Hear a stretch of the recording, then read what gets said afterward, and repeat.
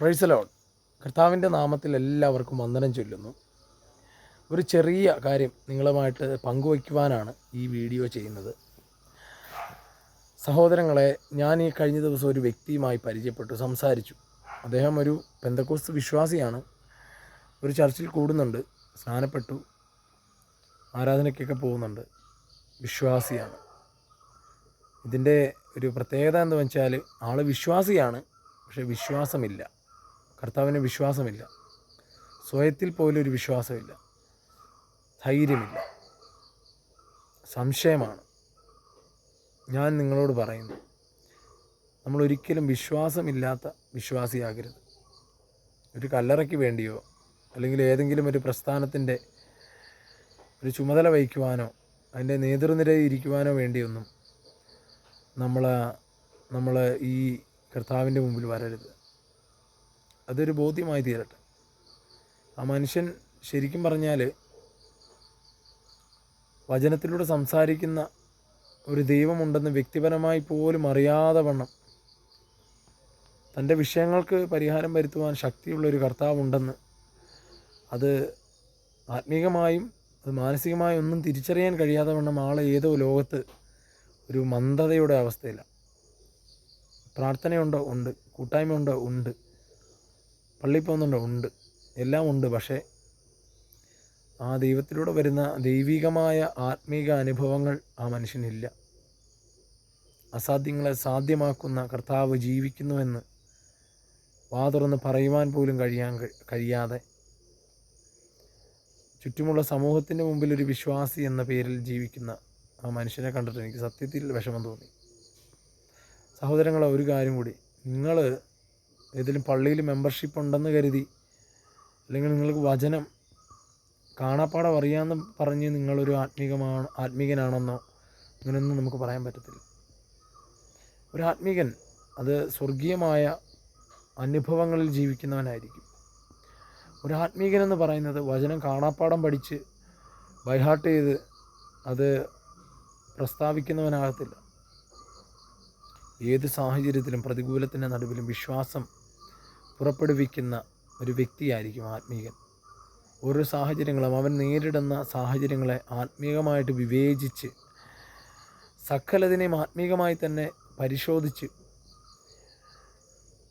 എല്ലാ മേഖലകളിലും തൻ്റെ ആത്മീകമായ സ്വൈര്യ ജീവിതം ക്രമപ്പെടുത്തുന്ന ഒരു വ്യക്തിയായിരിക്കും യഥാർത്ഥ ആത്മീകൻ. പല മേഖലകളിലും പല ആത്മീക കൂട്ടായ്മകളിലും ഇന്ന് കാണുന്നത് വിശ്വാസമില്ലാത്ത വിശ്വാസികളെയാണ്. ഞാൻ എല്ലാവരെയും അല്ല പറയുന്നത്, ചിലരെങ്കിലും ഏതെങ്കിലും ഒരു ചർച്ചിൻ്റേതായ ഭാരവാഹിത്വം, ഒരു നേതൃസ്ഥാനം, ഒരു കസേര, അതിൽ അവർ സംതൃപ്തി അടയുന്ന ഒരു സാഹചര്യം. നാം ദൈവമക്കളായി നാം ജീവിക്കുന്ന ആ ഒരു അനുഭവം അത് നമ്മുടെ ജീവിതത്തിൽ വരുത്തുന്ന മാറ്റങ്ങൾ നമ്മൾ തിരിച്ചറിയാൻ കഴിയണം. നമ്മുടെ ജീവിതത്തിൽ ദൈവം തരുന്ന സ്വർഗീയമായ അനുഭവങ്ങളെ അധികമായി നമ്മൾ ആഗ്രഹിക്കണം.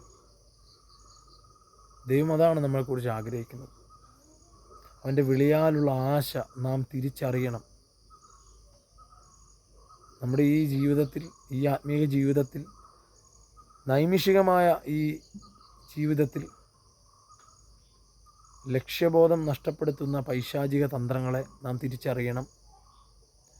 സ്വർഗീയമായ അനുഭവങ്ങളെ നമ്മിൽ നിന്നും അപഹരിച്ചു കൊണ്ടുപോകുന്ന പിശാചിൻ്റെ കുടിലതകളെ നാം തിരിച്ചറിയണം. നമ്മുടെ ജീവിതത്തിൻ്റെ ആത്മീക അഭിവൃദ്ധിക്ക് തടസ്സം നിൽക്കുന്ന അജണ്ടകളെ നാം തിരിച്ചറിയണം.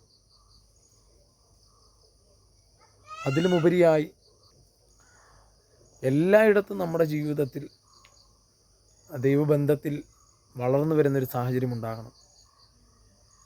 നമുക്കതിന് കഴിയുമെന്ന് ഉറപ്പുള്ളതുകൊണ്ടാണ് കർത്താവ് നമ്മളെ വിളിച്ചത്. വിശ്വസ്തരെന്ന് എണ്ണിയാണ് നമ്മളെ വിളിച്ച് ദൈവരാജ്യത്തിലാക്കിയിരിക്കുന്നത്. സഹോദര സഹോദരി, ഒരു ചർച്ചിൻ്റെ കീഴിൽ, ഒരു ചർച്ചിൻ്റെ പേരിൻ്റെ പുറകിലുള്ള ഒരു വിശ്വാസിയാകാതെ ഏതെങ്കിലും ഒരു സ്ഥാനത്തിനിരിക്കുന്നു എന്നുള്ളതിൻ്റെ ഒരു പേരിൽ കർത്താവിൻ്റെ ആലയത്തിൽ തുടരാതെ സ്വർഗീയമായ പരിശുദ്ധാത്മാവിലൂടെയുള്ള ആത്മീക അനുഭവങ്ങളെ അധികമായി ആഗ്രഹിച്ച് ദൈവസന്നിധിയിൽ കടന്നു വരുവാൻ നമുക്ക് ഉത്സാഹിക്കാം. ആ മനുഷ്യൻ പറഞ്ഞത്, ഞാൻ കണ്ട ആ മനുഷ്യൻ പറഞ്ഞത്, ആൾക്ക് സത്യത്തിൽ പ്രശ്നങ്ങൾ പരിഹരിച്ച് തരുന്ന ഒരു കർത്താവിനെ പോലും പരിചയമില്ല. എന്തെങ്കിലും ഒരു ചെറിയ കുറവ് വന്നാൽ അപ്പോൾ പരാതി, എന്തെങ്കിലും ഒരു ഒരു ഒരു ഒരു ഒരു ബുദ്ധിമുട്ട് വന്നാൽ പരാതി, അസ്വസ്ഥമായ മനസ്സോടുകൂടി അദ്ദേഹം നിൽക്കുക. പ്രിയപ്പെട്ടവരെ, പരിശുദ്ധാത്മാവ് തരുന്നത് സമാധാനമാണ്, സന്തോഷമാണ്, ഏത് സാഹചര്യത്തെയും അതിജീവിക്കുവാനുള്ള ആത്മീകമായ കരുത്താണ്. വചനം പറയുന്നത് ഇങ്ങനല്ലേ, ഹൃദയം നിറഞ്ഞു കവിയുന്നതിൽ നിന്നല്ലോ വായ് പ്രസ്താവിക്കുന്നത്. നിങ്ങളുടെ ആത്മീയ ജീവിതം വിശ്വാസത്തെ പുറത്തുവിടുന്ന ഒരു ഉറവിടമായിരിക്കണമെന്ന് ദൈവം ആഗ്രഹിക്കുക. നിങ്ങളുടെ ആത്മീയ ജീവിതം അനേകരുടെ മുമ്പാകെ കർത്താവ് നൽകുന്ന സാക്ഷ്യങ്ങളെ അറിയുന്ന, അനുഭവിക്കുന്ന ഒരു ഒരു പരമ്പരയായി തീരണമെന്ന് ദൈവം ആഗ്രഹിക്കുക. നമ്മെ വിളിച്ച ദൈവം വിശ്വസ്തനാണ്. കഴിഞ്ഞ ദിവസം ഒരു ദേവദാസൻ്റെ സാക്ഷ്യം കേട്ടത്,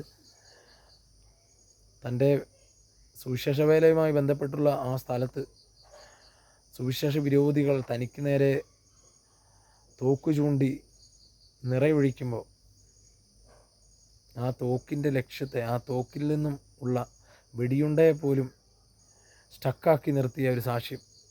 പോയിന്റ് ബ്ലാങ്കിൽ നിന്ന് വെടിവെച്ചിട്ട് ആ മനുഷ്യനെ ഒരു പോറൽ പോലും ഏൽക്കാതെ ദൈവം വിടുവിച്ചു എന്ന് കേട്ടു. ഇതാണ് നമ്മുടെ ദൈവം. വിശ്വാസിയാകാതെ ഈ ദിവസങ്ങളിൽ ഉറപ്പും ധൈര്യവുമുള്ള ദൈവാശ്രയത്തിൽ അധികമായി വളർന്നു വരുന്ന ഒരു വ്യക്തിയാകുവാൻ നിങ്ങൾ തന്നെ നിങ്ങളുടെ മനസ്സ് പുതുക്കി രൂപാന്തരപ്പെടുക. പിശാചിൻ്റെ വലിയൊരു തന്ത്രമെന്ന് പറയുന്നത് കർത്താവുമായി ചേർന്നിരുന്നിട്ടുള്ള ആ സ്വർഗീയമായ അനുഭവങ്ങളെ നമ്മിൽ നിന്നും അപഹരിച്ചെടുക്കുക എന്നുള്ളതാണ്. ഈ ദിവസങ്ങളിൽ നമ്മൾ അധികം ആഗ്രഹിക്കുക, അധികം പ്രാർത്ഥിക്കുക, കർത്താവ് തരുന്ന ആത്മിക അനുഭവങ്ങളെ അധികമായി ആഗ്രഹിക്കുക. വചനത്തിലൂടെ സംസാരിക്കുന്ന ദൈവത്തിൻ്റെ മുഖത്തെ നിങ്ങൾ കാണുക. ആ വചനം തുറന്നു നൽകുന്ന ആഴമേറിയ വെളിപ്പാടുകൾ നിങ്ങളുടെ ലൈഫിനെ ഒരു പുതിയ വഴികാട്ടിയായി തീരട്ടെ. ഒരിക്കൽ കൂടി പറയാം, വിശ്വാസമില്ലാത്ത വിശ്വാസിയാകാതെ യേശുവിനോട് ചേർന്ന് അത്ഭുതങ്ങളിൽ ജീവിക്കുന്ന ഒരു വ്യക്തിയായി നിങ്ങൾ മാറട്ടെ എന്ന് പ്രാർത്ഥിക്കുന്നു. കർത്താവ് നിങ്ങളെ അനുഗ്രഹിക്കട്ടെ. God bless you.